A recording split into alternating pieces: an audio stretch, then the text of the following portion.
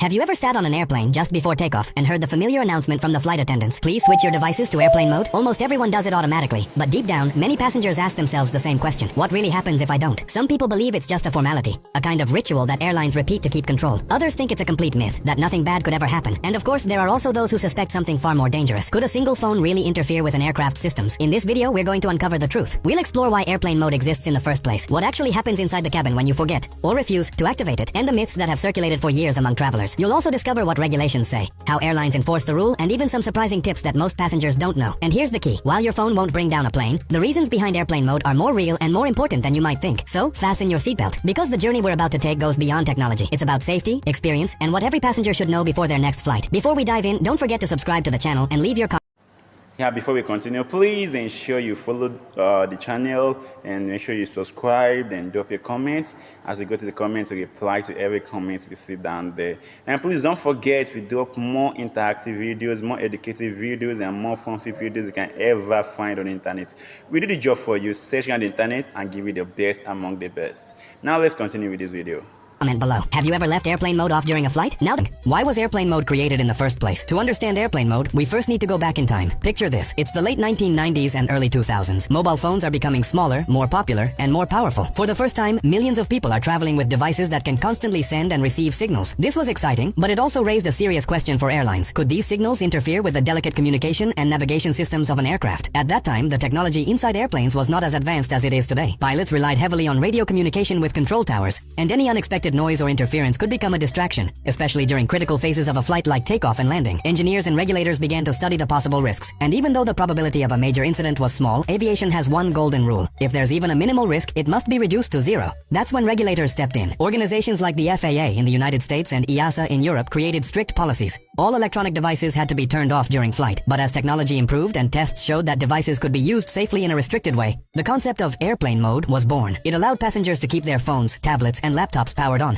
without sending or receiving cellular signals that might cause interference. Over time, this became a worldwide standard. Airlines across the globe added the rule to their safety instructions, and device manufacturers, from Apple to Samsung, built airplane mode into every phone. So the airplane mode wasn't just a random invention. It was the result of years of concern, regulation, and adaptation between the aviation industry and the tech world. And this brings us to the next question. What actually happens today if you don't activate it? Is it still dangerous, or just a formality? So now that we know where airplane mode came from, let's answer the big question. What really happens if you don't activate it? First, let's start small, at the level of your own device. When your phone is not in airplane mode, it constantly searches for a cell tower. On the ground, this isn't a problem because towers are everywhere. But at 30,000 feet, there are no towers nearby, so your phone desperately scans and boosts its signal to maximum power. This drains your battery faster, generates extra heat, and can even make your phone feel slower as it struggles to connect to a network that isn't there. But the bigger concern is what happens at the level of the airplane. Each of those searching signals creates electromagnetic noise. Imagine dozens, or even hundreds of passengers forgetting to turn on airplane mode. All those signals together can create interference that pilots may hear as static, or a buzzing sound in their headsets. If you've ever placed a phone near a speaker and heard that annoying buzz buzz buzz just before a call comes in,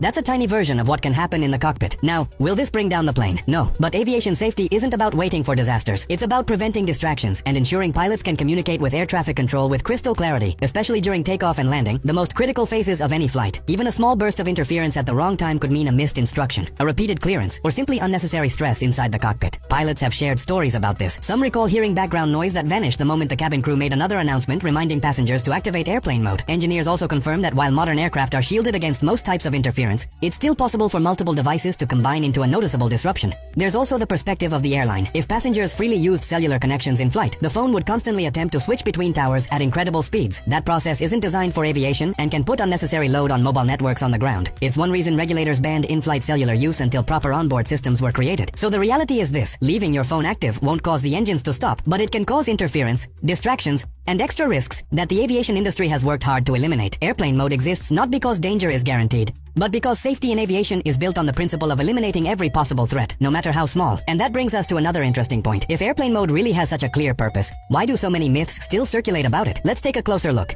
Whenever we talk about airplane mode, one thing becomes clear. There are countless myths surrounding it. Travelers often share theories that sound convincing but don't quite match reality. Let's break down the most common ones. Myth 1. Airplane mode is only to stop people from making phone calls and bothering other passengers. False. While airlines do want a calm cabin, the real reason is technical. It's not about avoiding noise. It's about avoiding interference with the aircraft's communication systems. Myth 2. Airplane mode prevents your phone battery from exploding. Not true. Airplane mode doesn't control the battery itself. What it does is stop your phone from constantly searching for a network. That reduces battery drain, but it has nothing to do with preventing explosions. Myth 3. When you turn on airplane mode, your phone becomes useless. Completely false. In fact, you can still use many functions: games, music, videos, photos, and even Wi-Fi or Bluetooth if the airline allows it. The phone doesn't become a brick. It simply stops sending cellular signals. Myth 4. Only old airplanes need airplane mode. Modern jets don't care. This one is tricky. Modern airplanes are indeed more resistant to interference, but aviation rules apply to all flights. The reason is consistency and safety. It's much simpler and safer to have one universal rule than to leave passengers guessing. So, airplane mode is not about myths or urban legends. It's about standardized safety practices that benefit everyone. And here's the interesting part. If the rules are so clear, why have they changed over the years? The truth is that technology, regulations, and even airlines themselves have adapted. Let's see how. Aviation rules are not static. They evolve along with technology. And airplane mode is a perfect example of that evolution. In the early 2000s, the rule was absolute. All electronic devices had to be switched off completely. Passengers couldn't even listen to music on their MP3 players during takeoff or landing. This was the safest option at the time because regulators simply didn't have enough evidence about how signals would affect airplanes. But as research advanced, the rules began to relax. By the 2010s, aviation authorities confirmed that devices could safely remain powered on, as long as their cellular functions were disabled. That's when airplane mode became the standard everywhere. The next big change came with in-flight connectivity. Airlines began installing onboard Wi-Fi systems that connect to satellites or special antennas on the ground. This allowed passengers to browse the internet, send messages, and even stream videos, while still keeping their phones in airplane mode. Cellular functions remained blocked, but Wi-Fi was now officially approved. Interestingly, not all regions move at the same speed. In Europe, regulators are already preparing for a future where 5G networks can be safely used in flight through controlled systems. In North America and Latin America, however, authorities remain more conservative, keeping cellular use restricted for now. These changes prove something important. Airplane mode is not a myth. It adapts as aviation technology evolves. The rule may look different from one country to another, but the purpose is always the same. Keep flights safe while giving passengers more freedom. But what happens if a passenger refuses to follow these rules? That's where the consequences become very real. So, what really happens if a passenger refuses to follow the rule and doesn't activate airplane mode? The answer is that the consequences can range from mild embarrassment to very serious legal trouble. The first and most common step is a warning from the flight attendants. Cabin crew are trained to spot when passengers are using their phones improperly. Sometimes it's as simple as noticing someone still texting after the doors are closed. In most cases, a polite reminder is enough. Sir, please activate airplane mode on your phone. But if the passenger ignores the request, the situation escalates. Airlines take compliance with safety regulations seriously because ignoring them doesn't just affect the passenger, it affects the whole cabin. At this stage, the passenger may receive a formal warning, and their refusal is often logged by the crew. In extreme cases, usually before takeoff, passengers have been removed from flights for refusing to comply. There are even documented incidents where flights were delayed or security was called because someone insisted on using their phone against instructions. There's also the issue of fines. Depending on the country, civil aviation authorities can impose penalties on passengers who deliberately ignore safety regulations. In the US, for example, the FAA has the authority to issue thousands of dollars in fines for disruptive behavior or refusal to follow crew instructions. Even if it doesn't reach that level, there are personal consequences too. Your phone battery will drain much faster. You'll miss out on using offline entertainment, and you might annoy fellow passengers when the crew has to address you repeatedly. In short, while failing to activate airplane mode won't crash a plane, it can create conflicts, delays, and even legal trouble. It's one of those simple rules that's far easier to follow than to fight against. Now that we've seen the risks of not complying, let's switch perspectives. Did you know airplane mode can actually work in your favor even when you're not flying? Let's talk about the tricks and secrets behind this little feature. By now, it's clear that airplane mode is more than just a flight requirement. In fact, this little feature hides several tricks that can make your everyday life easier, even when you're not traveling. Battery saver. One of the biggest advantages of airplane mode is how much energy it saves.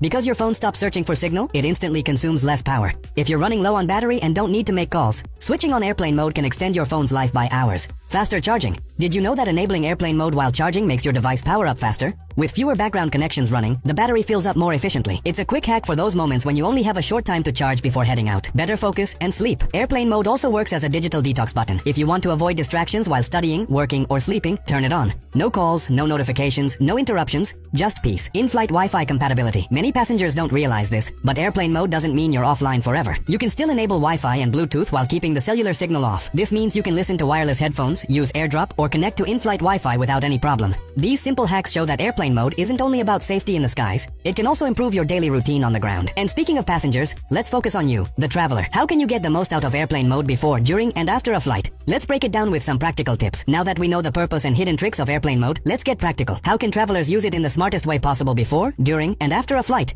Before the flight, always download what you need, movies, playlists, podcasts, or maps, while you still have Wi-Fi on the ground. That way, once airplane mode is activated, you'll have everything ready for the journey. During the flight, as soon as the crew makes the announcement, switch to airplane mode. If your airline offers in-flight Wi-Fi, you can safely turn on Wi-Fi afterward without breaking any rules. This lets you chat, check emails, or even stream, while staying compliant. For senior travelers, 65 plus or 70 plus, airplane mode is particularly helpful. It reduces unnecessary signal radiation, saves battery, and prevents confusion when phones constantly search for coverage. Many older travelers also appreciate that it keeps notifications quiet, making the trip more peaceful. On long flights, use airplane mode to manage battery life better. Even if you plan to use Wi-Fi, toggling airplane mode ensures your phone isn't wasting energy scanning for cell towers it will never find. Extra hack: if you want better rest in the air, airplane mode is your best friend. No buzzing, no vibrations, just uninterrupted sleep. When used properly, airplane mode transforms from a restriction into a tool for comfort and efficiency. And now, to close our journey, let's recap everything we've learned and give you the final takeaway, plus a reminder you don't want to miss. So, what have we learned on this journey? Airplane mode is not just a ritual, and it's definitely not a myth. It was created for a reason: to reduce risks, avoid distractions for pilots,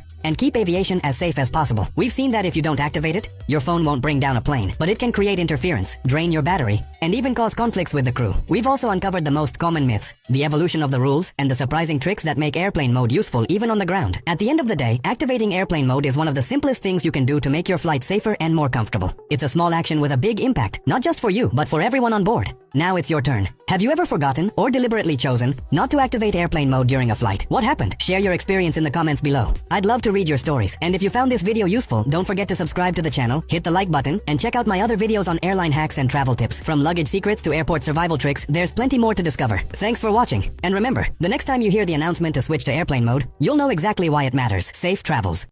Thanks for watching that video. Please don't forget to follow, like, and subscribe. Of course, see you in my next video. Let's see what the internet has for us.